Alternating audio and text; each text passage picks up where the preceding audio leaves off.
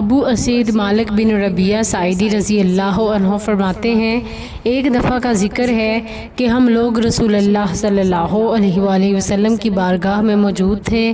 کہ بنی سلمہ کا ایک آدمی آیا اور عرض کرنے لگا، یا رسول اللہ صلی اللہ علیہ وآلہ وسلم، کیا ماں باپ کی وفات کے بعد بھی کسی طریقے سے میں ان کی خدمت کر سکتا ہوں؟ آپ صلی اللہ علیہ وآلہ وسلم نے فرمایا، جی ہاں، ان کی نماز جنازہ پڑھو، ان کے لیے مغفرت کی دعا کرو، ان کے کیے ہوئے وعدوں کو پورا کرو اور ان کے رشتہ داروں کے ساتھ حسن سلوک کرو۔